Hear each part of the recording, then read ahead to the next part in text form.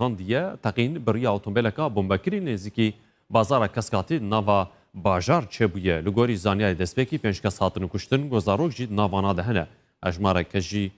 بریندار بووین.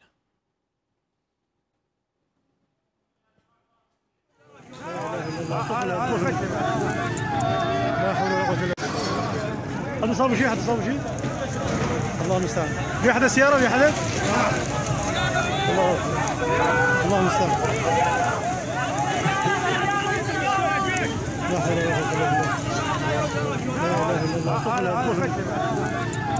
لا حول ولا قوة إلا بالله.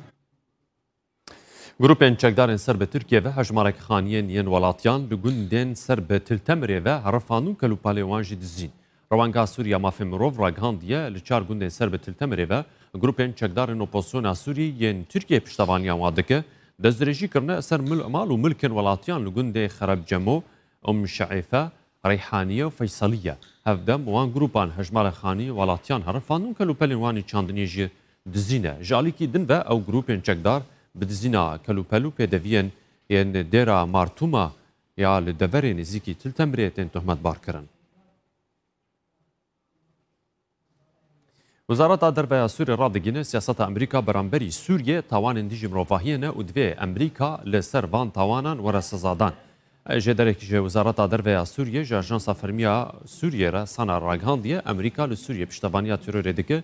seza nûên yên tekalî li ser Sûriyê rewşa welatiyan zehmettir kiriye. Her wiha rêkarên rûberbûna vayrosa koronayê asteng dike. Ji derê dayîzanîn jî siyasetên Amerîka beramber Sûriyê giştiye asa tawanên dijî mirovahiyê و دوی اولات لی پیش دادگاه ناودولتی وره سزا کرن.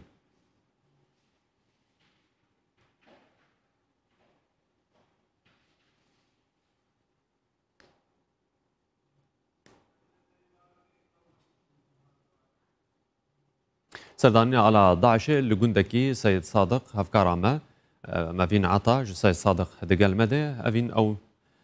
گرتا ویدیو مدیت علا داعش هاتبو دانین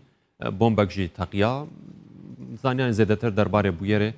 bidme ew duê teqînê de kes birîndar bûye. بەڵێ بەڵێ دڵشاد کاژمێر دەی سەرلەبەیانی بووە چەند گەنجێک لە نزیک گوندی بەردەڕەش کە من ئێستا لە نێو گوندەکەیە لەم شاخەی پشتمەوە ئاڵایەکی گەورەی داعش دەبینن کە گەورەی ئاڵاکە مەترێک بە مەتر و شەست بووە لەسەر شاخەکە داچەخێنراوە گەنجەکانیش لی نزیک نابنەوە بۆ ئەوەی کە نەوەکە شتێک لە ژێر ئاڵاکەیە بێت پاش ئەوە ئاسایشی لێ ئاگادارەکەنەوە من ئەمەیە قسەی زیاتر لەگەڵ شایەت حاڵێک بکەم کە لێرە بووە بەیانی کاتێکە ڕووداوەکە ڕوویداوە لێرە بووە سڵاو لێبێت کاکە ئەگەر پێمان بڵێ ئەم بەیانیە چیت بینی بەڵێ ئەم بەیانەوەکو هەموو بەیانەکانی ترکە بە ئاسایەتی نەدەرەوە بۆ نێوەڕۆخوانێک بینیمان ئاڵایەکی داعش بەسەر ئەو شاخەوەیە نەگەمە هەر کەسێ بەم جادەیە بڕۆشتایی بینی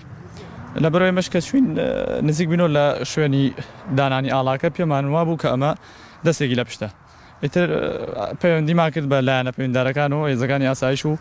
کەناڵەکانی ڕاگەاندن تا بێن بەدەم ئەم مەسەلەیەوە